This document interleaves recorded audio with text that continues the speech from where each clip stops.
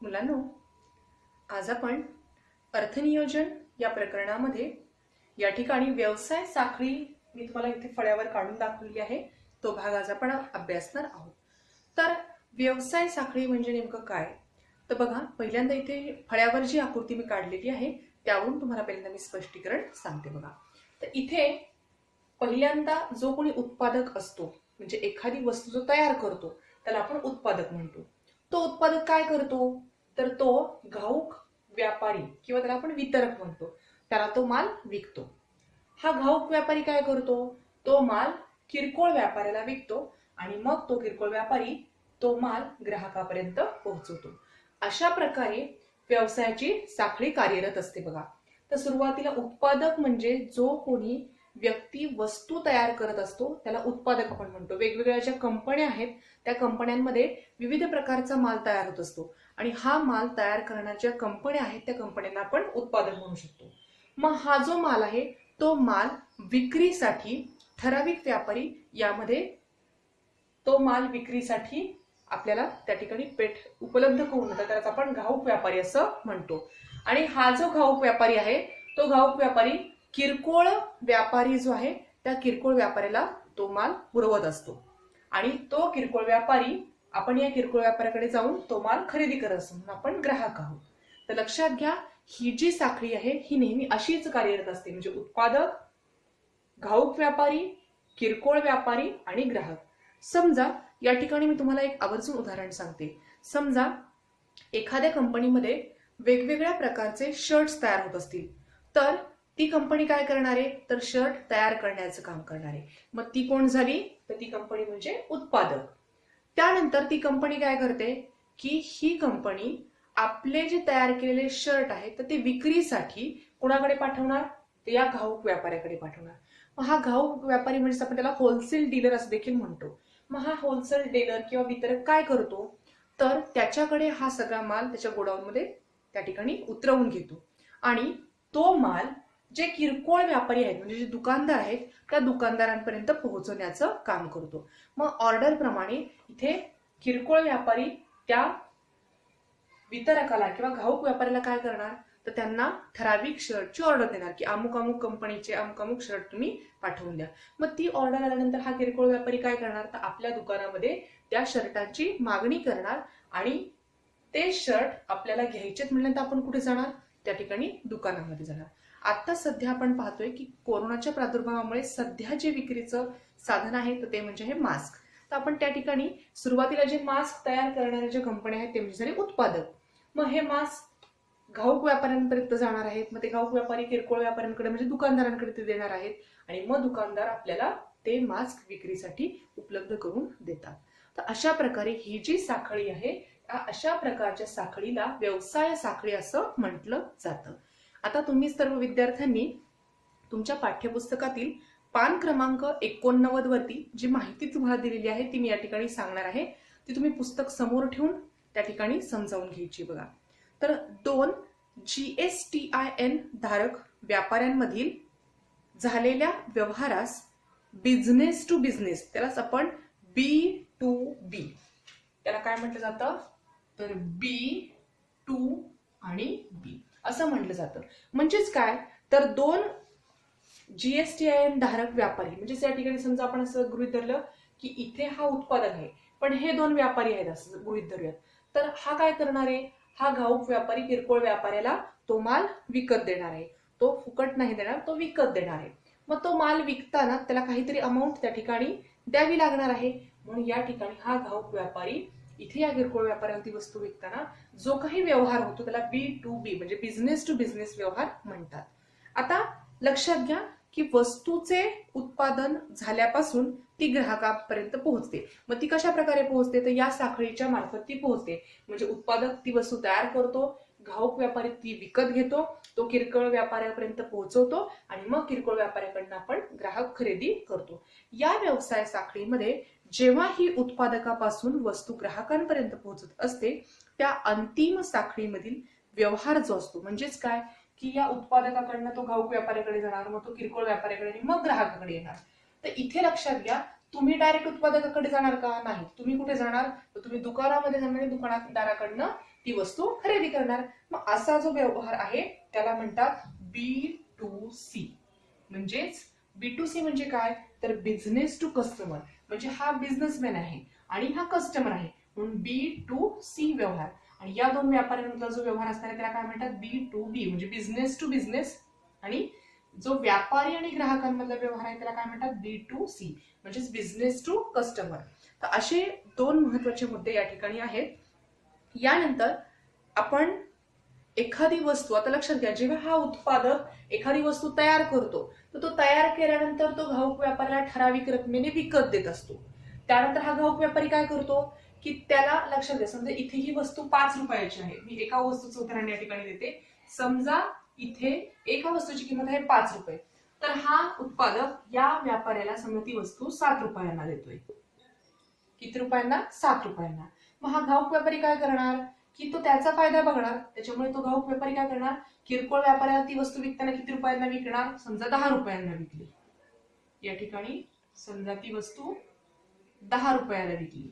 तर लक्षात घ्या, या ठिकाणी उत्पादकाने घाऊक व्यापाऱ्याला जेव्हा ती वस्तू विकली ती किती रुपयांना विकली? 7 रुपयांना. म्हणजे 2 रुपये त्याला फायदा झाला.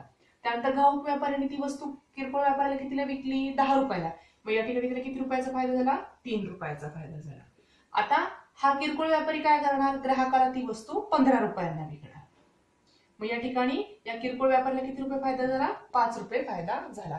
म्हणजे या व्यवसाय साखळीमध्ये लक्षात घ्या, उत्पादक ती वस्तू 5 रुपयांना तयार करतोय, म्हणजे वस्तू तयार केली त्याची किंमत 5 रुपये असेल, तर घाऊक व्यापारी ती वस्तू 7 रुपयांना विकत घेतोय त्याच्याकडनं, म्हणजे उत्पादकाला 2 रुपये फायदा झाला. त्यानंतर घाऊक व्यापारी काय करतोय की ती 7 रुपयाची वस्तू किरकोळ व्यापाऱ्याला 10 रुपयांना विकतोय. मग या ठिकाणी फायदा किती झाला? घाऊक व्यापाऱ्याला 3 रुपयाचा फायदा झाला. मग हा किरकोळ व्यापारी काय करतो? तर हा किरकोळ व्यापारी ती वस्तू ग्राहकाला 15 रुपयांना विकतो. मग याला किती फायदा झाला? 5 रुपयाचा फायदा झाला. तर अशा प्रकारे लक्षात घ्या, इथे प्रत्येक जण स्वतःचा फायदा काढत असतो. त्याचं कारण असं असतं की या घाऊक व्यापाऱ्याला देखील त्या ठिकाणी जीएसटी भरावा लागत असतो, या किरकोळ व्यापाऱ्याला पण जीएसटी भरावा लागत असतो आणि ग्राहकाला देखील तो जीएसटी भरावा लागत असतो. आता हा जीएसटी भरत असताना सगळ्यात जास्त जीएसटी आपल्या ग्राहकाला भरावा लागतोय. बघा, वस्तूची मूळ किंमत किती आहे? 5 रुपये. आपण किती रुपयाला विकत घेतोय? 15 रुपयाला. म्हणजे 10 रुपये आपल्याला जास्त त्या वस्तू मागे द्यावे लागलेले आहेत. मग या व्यवसाय साखळीमध्ये प्रत्येक घटक जो आहे, हा प्रत्येक घटक स्वतःचा काहीतरी फायदा त्यामध्ये घेत असतो आणि त्याला सुद्धा, त्या प्रत्येक व्यापाऱ्याला सुद्धा, म्हणजे या ठिकाणी घाऊक व्यापारी असेल किंवा किरकोळ व्यापारी असेल किंवा ग्राहक असेल, या तिघांना देखील जीएसटी हा भरावा लागत असतो. त्या कुठल्याही वस्तूवरती जीएसटी भरावा लागत असतो. मग अशा प्रकारे हा जो जीएसटी भरावा लागतो, तर तो देय जीएसटी जो असतो तो कुणाकडे आकारला जातो? तर लक्षात घ्या, हा घाऊक व्यापारी किरकोळ व्यापाऱ्याकडे घेतो, किरकोळ व्यापारी ग्राहकाकडे घेतो.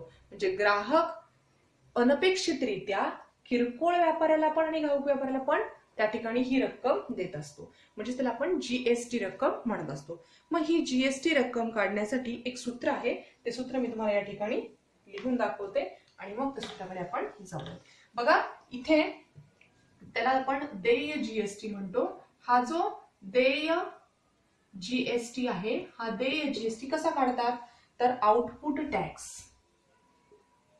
आउटपुट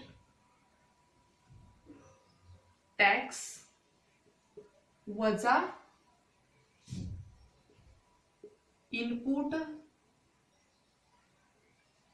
टॅक्स क्रेडिट, हे सूत्र आहे. त्यालाच आपण इनपुट टॅक्सला ITC असं देखील म्हटलं जातं. आता इथे लक्षात घ्या, तुम्हाला इथे फळ्यावरती मी हा जो देय जीएसटी आहे, म्हणजे ग्राहक असेल, किरकोळ व्यापारी असेल किंवा घाऊक व्यापारी असेल, त्याला जो देय जीएसटी म्हणजे त्याला जो जीएसटी भरावा लागतो तो कसा काढतात? तर त्यासाठी आउटपुट टॅक्स मधनं इनपुट टॅक्स क्रेडिट वजा केलं जातं. तर हे शब्द तुम्हाला आहे असेच लक्षात ठेवावे लागतील. मग आता आउटपुट टॅक्स आणि इनपुट टॅक्स क्रेडिट काय आहे त्याची माहिती मी तुम्हाला या ठिकाणी सांगते. बघा, तर लक्षात घ्या, समजा एखाद्या वस्तूचं उत्पादन केल्यापासून ती वापरणाऱ्या ग्राहकाकडे पोहोचेपर्यंत मधल्या प्रत्येक व्यवहारामध्ये जीएसटी आकारला जातो. म्हणजे समजा इथे उत्पादकाने एखादी वस्तू तयार केली, ती वस्तू तयार केल्यानंतर घाऊक व्यापाऱ्याला पण जीएसटी भरावा लागतो, किरकोळ व्यापाऱ्याला पण जीएसटी भरावा लागतो. मी इथे लिहिली ते ग्राहक, या ग्राहकाला सुद्धा काय करावा लागतो, जीएसटी भरावा लागतो. मग हा जो व्यवहार आहे या व्यवहारामध्ये प्रत्येक घटकाला हा जीएसटी भरावा लागत असतो. मग हा जीएसटी भरावा लागतो म्हणून वस्तू विकताना व्यापाऱ्याने जो गोळा केलेला कर असतो त्याला काय म्हणतात, आउटपुट टॅक्स. मग आता बघा इथे या घाऊक व्यापाऱ्याने 7 रुपयाला ती वस्तू विकली, कोणाला, किरकोळ व्यापाऱ्याला, म्हणून या ठिकाणी त्याला काय म्हणायचं, आउटपुट टॅक्स. आता त्याच व्यापाऱ्याने वस्तू खरेदीच्या वेळी दिलेला कर म्हणजे इनपुट टॅक्स. बघा हा जो घाऊक व्यापारी आहे तो ती वस्तू 7 रुपयाला कोणाला विकतोय, किरकोळ व्यापाऱ्याला विकतोय. पण हा घाऊक व्यापारी उत्पादकाकडनं ती वस्तू किती रुपयाला घेतोय, तर 7 रुपयाला. मग या ठिकाणी इथे हा घाऊक व्यापारी जेव्हा उत्पादकाशी व्यवहार करतो तो झाला इनपुट टॅक्स, आणि हा घाऊक व्यापारी जेव्हा किरकोळ व्यापाऱ्याशी व्यवहार करतो तो झाला आउटपुट टॅक्स. तर अशा प्रकारे इनपुट टॅक्स नेहमी कमी असतो आणि आउटपुट टॅक्स नेहमी जास्त असतो, हे लक्षात ठेवा.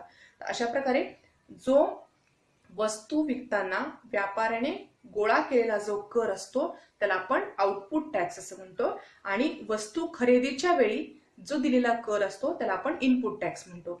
आणि हा जो इनपुट टॅक्स आहे तर तो कशा प्रकारे आहे, तो त्याच्यावरनं देय जीएसटी आपण कसा काढू शकतो, तर देय जीएसटी बरोबर आउटपुट टॅक्स वजा इनपुट टॅक्स क्रेडिट, हे सूत्र तुम्हाला पाठ करावं लागेल.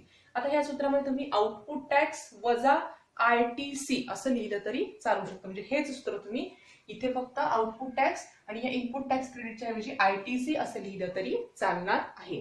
तर अशा प्रकारे या सूत्राचा वापर करून आपण तुमच्या पाठ्यपुस्तकामधील सराव संच पुढचा जो आहे 4.2 यामधील उदाहरणे या ठिकाणी पाहणार आहोत.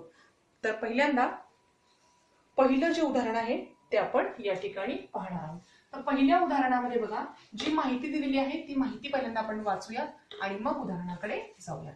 बघा उदाहरणामध्ये काय दिलेलं आहे, तर चेतना स्टोअर्सने 1 जुलै 2017 ते 31 जुलै 2017 म्हणजे 1 महिना या कालावधीमध्ये केलेल्या खरेदीवर 1,05,000 रुपये जीएसटी दिला. बघा चेतना स्टोअर्सने हा दिलेला जीएसटी आहे म्हणजे तो काय झाला, आउटपुट टॅक्स. त्यानंतर त्याने विक्रीवर म्हणजे त्या वस्तू खरेदी करताना विक्रीवर 1,22,500 इतका जीएसटी गोळा केला. आता लक्षात घ्या इथे 2 संख्या तुम्हाला दिलेल्या आहेत, इथे 1,05,000 रुपये आणि 1,22,500. यामध्ये मोठी रक्कम जी असणार आहे ती काय असणार आहे, आउटपुट टॅक्स, आणि जी लहान रक्कम असणार आहे ती असणार आहे इनपुट टॅक्स. मग या ठिकाणी बघा 1,05,000 रुपये हा झाला इनपुट टॅक्स आणि 1,22,500 म्हणजे तो आउटपुट टॅक्स झाला. तर तुम्हाला प्रश्न विचारलाय, तर सदर कालावधीत चेतना स्टोअर्सला भरावा लागणारा देय जीएसटी काढा. मग त्या चेतना स्टोअर्सला किती जीएसटी भरावा लागला हा प्रश्न विचारलेला आहे. तर बघा जेव्हा वस्तू त्यांनी खरेदी केल्या तेव्हा 1,05,000 रुपये जीएसटी त्यांनी दिलेला आहे दुसऱ्यांना, मग त्या ठिकाणी तो इनपुट टॅक्स झाला, आणि 1,22,500 रुपये त्यांनी गोळा केलाय म्हणजे तो आउटपुट टॅक्स झाला. तर आपल्याला मोठ्या रकमेतून लहान रक्कम फक्त वजा करायची आहे, आणि मगाशी जे सूत्र आपण वापरलं ते सूत्र या ठिकाणी आपण वापरणार आहोत.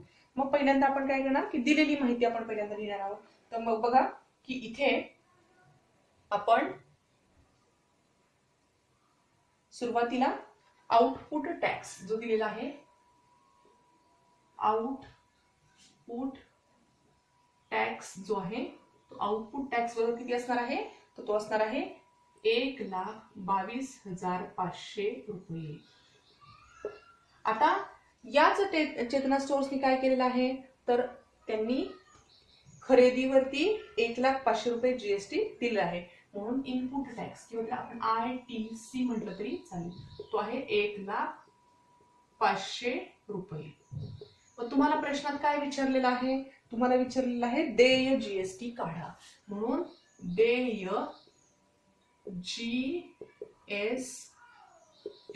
बरोबर काय येणार आहे, आउटपुट टॅक्स वजा इनपुट टॅक्स क्रेडिट, म्हणजे त्याला आपण ITC लिहिलं तरी चालेल. आता आउटपुट टॅक्स किती आहे, तो आहे 1,22,500 वजा इनपुट टॅक्स क्रेडिट किती आहे 1,05,000 रुपये. मग या ठिकाणी बघा इथे 1 लाख मधून 1 लाख बाजूला काढले, त्यातनं आपण जर 500 बाजूला काढले तर किती शिल्लक राहतील, फक्त 22,000 रुपये. मग या ठिकाणी आपल्याला काय मिळणार आहे, तर इथे आपल्याला 22,000 रुपये काय मिळणार आहे, देय GST मिळणार आहे. म्हणजेच या उदाहरणामध्ये फक्त तुम्हाला हे सूत्रामध्ये किमती घालायच्या होत्या. तर म्हणजेच आपल्याला इथे खाली वाक्य काय लिहावं लागणार आहे, तर चेतना स्टोअर्सला भरावा लागणारा देय GST आपल्याला काढायला सांगितलेला आहे. म्हणून चेतना स्टोअर्सला 22,000 रुपये देय GST भरावा लागणार आहे. एवढं वाक्य फक्त खाली तुम्ही लिहायचं आहे. आता आपण दुसऱ्या उदाहरणाकडे जाऊयात.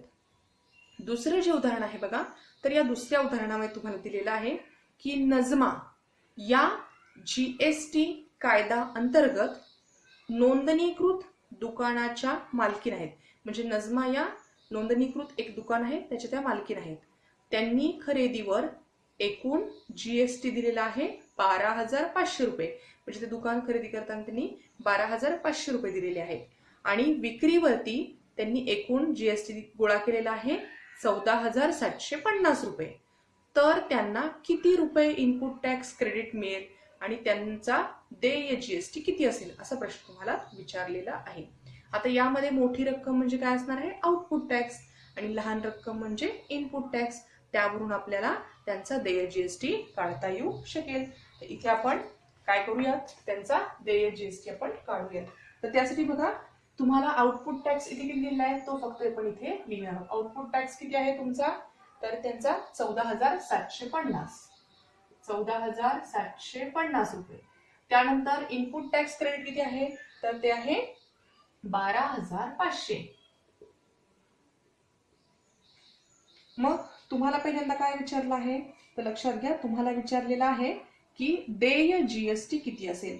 तर जो देय GST असणार आहे, तर तो देय GST किती असेल, तर लक्षात घ्या देय GST बरोबर आउटपुट टॅक्स वजा इनपुट टॅक्स क्रेडिट. मग या ठिकाणी आपण काय करणार आहोत, फक्त सूत्र लिहिणार आहोत आणि सूत्रामध्ये फक्त किमती घालायच्या. आउटपुट टॅक्स आहे 14,750 वजा इनपुट टॅक्स क्रेडिट आहे 12,500. याची फक्त बाकी करायची आहे. तर इथे जर 14,000 जर 12,000 गेले तर या ठिकाणी तुम्हाला मिळतील 2,000. परत 2,000 या ठिकाणी 750 जर 500 गेले तर 250 रुपये होणार आहेत. म्हणजेच तुम्हाला उत्तर मिळणार आहे 2,250 रुपये. तुम्ही याची वजाबाकी करू शकता. 14,700 मधून 1,250 केले तर 2,250 रुपये उरतात. मग या ठिकाणी लक्षात घ्या तुम्हाला प्रश्न पहिल्यांदा काय विचारले बघा की इनपुट टॅक्स क्रेडिट किती मिळेल. तर इनपुट टॅक्स क्रेडिट किती आहे, तर इथे दिलेले बघा इनपुट टॅक्स क्रेडिट असणार आहे 12,500. म्हणून पहिल्यांदा काय येणार आहे, तर इनपुट टॅक्स क्रेडिट, तर त्यांचे इनपुट टॅक्स क्रेडिट 12,500 रुपये असेल. आणि दुसरा प्रश्न काय विचारलेला आहे, तर त्यांचा देय GST किती असेल. मग त्यांचा देय GST बरोबर 2,250 रुपये असेल. तर फक्त आपल्याला काय करायचं होतं, सूत्रामध्ये किमती या ठिकाणी घालायच्या होत्या. तर लक्षात घ्या पहिलं उदाहरण आणि दुसरं उदाहरण सोपं आहे. फक्त तुम्हाला आउटपुट टॅक्स इनपुट टॅक्स लिहायचा आहे, सूत्र लिहायचंय, सूत्रामध्ये किमती घालायच्यात आणि उत्तर शोधल्यानंतर प्रश्नामधलं जो काही शेवटचं वाक्य आहे तर ते शेवटी इथे लिहिणं अपेक्षित आहे. तर त्या वाक्याला आपल्या परीक्षेमध्ये मार्क असतात. त्यामुळे हे लक्षात ठेवा की नुसतं सूत्रामध्ये किमती करून उत्तर काढलं म्हणजे आपला प्रश्न संपला असं नाही. तर जे विचारलेलं आहे तर त्याचं वाक्य लिहिणं अपेक्षित आहे. आता आपण थोडंसं वेगळ्या पद्धतीचं एक उदाहरण या ठिकाणी पाहणार आहोत की जे तुमच्या सराव संचामधलं तिसरं उदाहरण आहे बघा. तर तिसऱ्या उदाहरणामध्ये तुम्हाला काय दिलेलं आहे ते पहिल्यांदा आपण बघूया. तर सुरुवातीला आमिर एंटरप्राइजेसने चॉकलेट सॉसच्या बाटल्या खरेदी केल्यात आणि त्या खरेदी करताना 3,800 रुपये GST त्यांनी भरलेला होता. आणि त्या कोणाला विकल्या तर त्या अकबरी ब्रदर्सला विकल्या. म्हणजे बघा, आमिर एंटरप्राइजने काही चॉकलेटच्या बाटल्या खरेदी केल्या आणि त्यासाठी किती जीएसटी भरला तर 3,800 रुपये जीएसटी भरला. मग त्या कोणाला विकल्या तर त्यांनी अकबरी ब्रदर्सला विकल्या. आणि मग विकताना त्यांनी किती रुपये जीएसटी गोळा केला तर 4,100 रुपये जीएसटी गोळा केला. आता मयंक फूड कॉर्नरने काय केलं की या अकबरी ब्रदर्स कडून त्या बाटल्या 4,500 रुपयांना जीएसटी देऊन विकत घेतल्या. तर प्रत्येक व्यवहारामध्ये देय जीएसटी किती होता ते तुम्हाला शोधायला सांगितलेलं आहे. त्याचप्रमाणे प्रत्येकाला भरावा लागणारा केंद्राचा देयकर म्हणजेच आपण त्याला म्हणतो सीजीएसटी आणि राज्याचा देयकर म्हणजे एसजीएसटी या दोन्ही किमती तुम्हाला शोधायला सांगितलेल्या आहेत. आता आपण लक्षात घ्या, इथे पहिल्यांदा सुरुवातीला मी नावं फक्त लिहिते. पहिलं आहे आमिर एंटरप्राइजेस, त्यानंतर दुसरं आहे अकबरी आणि तिसरं जे आहे तर ते आहे Mayank food corner. Mayank food corner. आता या ठिकाणी लक्षात घ्या, पहिल्यांदा आमिर एंटरप्राइजेसने काय केले तर त्यांचा जो इनपुट टॅक्स असणार आहे तर तो इनपुट टॅक्स किती असणार आहे तर जो सगळ्यात इनपुट टॅक्स क्रेडिट कसं असतं लहान असतं. मग त्यांचा इनपुट टॅक्स असणार आहे 3,800 रुपये input tax credit. Aamir enterprise किती असणार आहे 3,800 रुपये. आता याचा आउटपुट टॅक्स किती असणार आहे तर तो असणार आहे 4,100.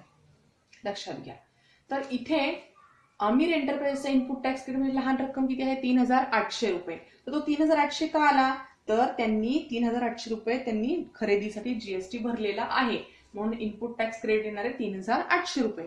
आणि त्यांना कितीचा फायदा झाला तर त्यांनी जेव्हा जीएसटी गोळा केला होता तो किती मिळाला त्यांना 4,100 रुपये म्हणून हा झाला आउटपुट टॅक्स. आता लक्षात घ्या, पुढे अकबरी ब्रदर्सने काय केलं की त्यांना जो भरावा लागलेला जीएसटी आहे तो आहे इनपुट टॅक्स क्रेडिट तयार झाला तो झाला 4,100 रुपये. आता तो त्यांनी मयंक फूडला विकताना त्यांनी किती जीएसटी गोळा केला तर तो आला 4,500 रुपये. आणि या मयंक फूड कॉर्नरने त्याचा इनपुट टॅक्स होणारे मग 4,500 रुपये. आता लक्षात घ्या, या व्यवहारामध्ये चॉकलेटच्या बाटल्या जेव्हा आमिर एंटरप्राइजने खरेदी केल्या त्या खरेदी करताना त्यांनी जीएसटी किती भरला तर 3,800 भरला. त्या बाटल्या कोणाला विकल्या अकबरी ब्रदर्सला. मग त्या किती त्यांनी जीएसटी गोळा केला त्यांच्याकडनं 4,100 म्हणजे हा झाला आउटपुट टॅक्स आमिर एंटरप्राइजेसचा. तर त्यानंतर लक्षात घ्या, अकबरी ब्रदर्सनी त्या बाटल्या आमिर एंटरप्राइज कडनं खरेदी केल्या. त्या कितीला केल्या 4,100 रुपयाला. त्या विकल्या कितीला 4,500 ला. मग ती 4,500 रक्कम कोणी दिली मयंक फूड कॉर्नरने म्हणजेच हा त्याचा झाला आउटपुट टॅक्स. आणि मयंक फूड कॉर्नरने किती रुपयांना त्या विकत घेतल्या तर 4,500 म्हणून हा इनपुट टॅक्स आला मयंक फूड कॉर्नरचा. आता याच्या पुढची रक्कम आपल्याला माहित नाही त्यामुळे या ठिकाणी आपण आउटपुट टॅक्स लिहू शकत नाही. आता या व्यवहारामध्ये तुम्हाला प्रश्न काय विचारलाय बघा, तर या दोन व्यवहारांमध्ये म्हणजे पहिला व्यवहार कोणामध्ये होणार आहे तर हा आमिर आणि अकबरी एंटरप्राइज मध्ये होणार आहे आणि दुसरा व्यवहार या दोघांमध्ये होणार आहे. बरोबर आहे. तर या दोन व्यवहारांमध्ये तुम्हाला प्रत्येकाला त्या ठिकाणी किती देय जीएसटी लागला हे आपल्याला काढायचं आहे आणि त्याचप्रमाणे सीजीएसटी आणि एसजीएसटीच्या रक्कम पण आपल्याला शोधायच्या आहेत. तर हे उदाहरण सोडवण्यासाठी आपण पहिल्यांदा काय करणार हे लक्षात घ्या. तर सुरुवातीला आपण आमिर एंटरप्राइजेसचा इनपुट टॅक्स जो आहे तो मी इथे लिहिला आहे बघा.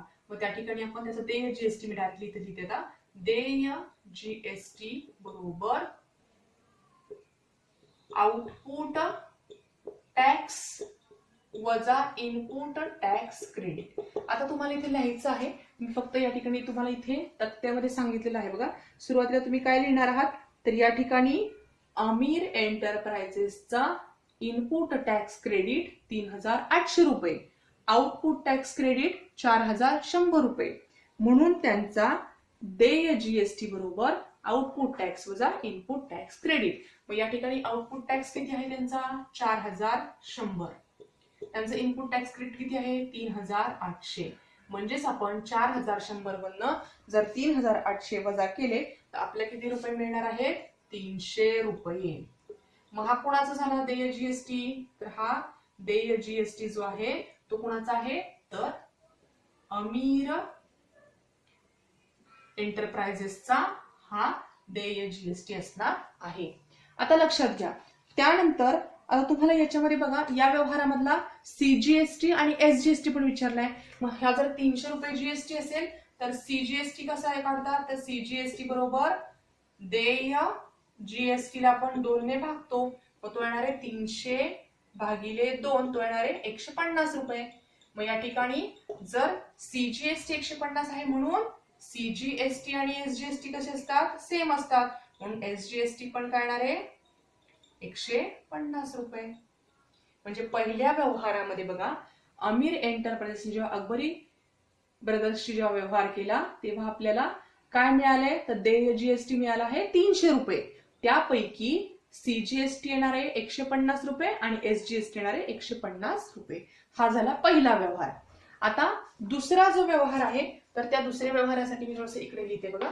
तर इथे दुसऱ्या व्यवहारामध्ये बघा, दुसऱ्या व्यवहारामध्ये पहिल्यांदा तुम्ही काय लिहिणार, तर अकबरी ब्रदर्सचं इनपुट टॅक्स क्रेडिट असणार आहे 4100 रुपये, त्यांचं आउटपुट टॅक्स असणार आहे 4500 रुपये, म्हणून त्यांचा देय जीएसटी बरोबर सूत्र तेच आउटपुट टॅक्स वजा इनपुट टॅक्स क्रेडिट. आता या ठिकाणी बघा इथे आउटपुट टॅक्स किती आहे अकबरी ब्रदर्सचा, तर इथे हा इनपुट टॅक्स आहे 4100 आणि आउटपुट टॅक्स आहे 4500, म्हणून इथे आउटपुट टॅक्स येणार आहे 4500 वजा 4100. मग या ठिकाणी 4500 तर 4100 हे तो होणार आहे 400 रुपये. म्हणजेच हा जो जीएसटी आहे तो कुणाचा आहे, तर अकबरी ब्रदर्सचा, म्हणून अकबरी ब्रदर्सचा देय जीएसटी बरोबर असणार आहे 400 रुपये. या 400 रुपयांपैकी आपल्याला त्याचा सीजीएसटी आणि एसजीएसटी काढायचा आहे, म्हणून सीजीएसटी बरोबर एसजीएसटी बरोबर काय येणार आहे, देय जीएसटी छेदस्थानी 2. मग या ठिकाणी देय जीएसटी आहे 400 रुपये, 400 ला जर 2 ने भागलं तर उत्तर येणार आहे 200 रुपये. म्हणून या व्यवहारामधला सीजीएसटी बरोबर एसजीएसटी बरोबर असणार आहे 200 रुपये. म्हणून या ठिकाणी बघा दुसऱ्या व्यवहारामध्ये आपल्याला देय जीएसटी मिळालेला आहे 400 रुपये आणि सीजीएसटी आणि एसजीएसटी मिळालेला आहे 200 रुपये. तर अशा प्रकारे या तिसऱ्या उदाहरणामध्ये लक्षात घ्या, हे तिसरं उदाहरण महत्वाचं आहे. मी पुन्हा एकदा समजावून सांगते की सुरुवातीला अमीर एंटरप्राइजेसने 3800 रुपये हे इनपुट टॅक्स क्रेडिट त्यांचं झालं, आउटपुट टॅक्स क्रेडिट आलं 4100 रुपये. हे 4100 रुपये अकबरी ब्रदर्सने चॉकलेटच्या बाटल्या घेताना अमर एंटरप्राइजला दिलेत, म्हणून हे झालं त्याचं इनपुट टॅक्स क्रेडिट. आणि ते विकले कितीला, तर 4500 ला, म्हणून हे झालं आउटपुट टॅक्स. आणि मयन फूडचं हे झालं इनपुट टॅक्स. आता इथे दोनच व्यवहार झाले. पहिला व्यवहार अमीर एंटरप्राइजेस आणि अकबरी ब्रदर्स आणि दुसरा अकबरी ब्रदर्स आणि मयन फूड कॉर्नर, हे दोनच व्यवहार झाले. या दोन्ही व्यवहारांमधला आपल्याला काय शोधायला सांगितलंय, तर देय जीएसटी आणि सीजीएसटी आणि एसजीएसटी शोधायला सांगितलेला आहे. मग सूत्र फक्त आपण वापरलं. सूत्रामध्ये 4100 मधनं 3800 वजा केले तर आपला देय जीएसटी किती मिळाला, 300 रुपये. आणि त्यापैकी निम्मा निम्मा काय असतो, सीजीएसटी आणि एसजीएसटी, म्हणून सीजीएसटी असणार आहे 150 रुपये आणि एसजीएसटी असणार आहे 150 रुपये. त्याचप्रमाणे जो दुसरा व्यवहार झालेला आहे तो दुसरा व्यवहार कोणामध्ये झालाय, तर अकबरी ब्रदर्स आणि मयन फूड कॉर्नर. मग त्यासाठी जो दुसरा व्यवहार आपण करतोय तर त्यामध्ये जो देय जीएसटी काढायचा त्याला आपण तेच सूत्र आपण वापरणार आहोत, फक्त आउटपुट टॅक्स आणि इनपुट टॅक्स वेगळे असणार आहेत. मग अकबरी ब्रदर्सचा आउटपुट टॅक्स किती आहे, 4500 आणि त्याचा इनपुट टॅक्स किती आहे, 4100. मग त्यावरून तुम्हाला देय जीएसटी किती मिळाला, 400 रुपये. आणि जर 400 रुपये जीएसटी असेल तर त्यामधला निम्मा काय असणार आहे, सीजीएसटी आणि निम्मा एसजीएसटी, म्हणून या ठिकाणी एसजीएसटी असेल 200 रुपये आणि सीजीएसटी पण असणार आहे 200 रुपये. तर अशा प्रकारे आपण या सराव संचामधली पहिली 3 उदाहरणे या ठिकाणी पाहिलेली आहेत. आता तुम्हाला मी एक व्यावहारिक उदाहरण या ठिकाणी सांगते. समजा तुम्ही एखाद्या दुकानदाराकडे गेलात किंवा एखाद्या मॉलमध्ये गेलात तर तुम्ही वेगवेगळ्या वस्तू त्या ठिकाणी खरेदी करता आणि त्या वस्तू खरेदी केल्यानंतर आपण जे बिल भरतो तर ते बिल जर आपण बारकाईने निरीक्षण केलं तर ते बिल जे झालेलं असतं त्या रकमेवरती आपल्याला जीएसटी भरावा लागतो. मग तो जीएसटी जो आहे त्याचं निरीक्षण तुम्ही सर्वांनी थोडंसं करायचं आहे की आपण जर एखाद्या मॉलमधनं जेव्हा वस्तू खरेदी करतो त्याचं जे बिल असतं त्या बिलावरती त्या वस्तूंच्या किमती आणि त्याचं एकूण बिल जे आहे ते खाली तुम्हाला ते प्रिंटेड पाहायला मिळतं, त्याच्यावरती जीएसटी आकारलेला असतो आणि तो जीएसटी मग काही टक्केवारीमध्ये असतो आणि त्या टक्केवारीच्या पुढे त्याची रक्कम दिलेली असते.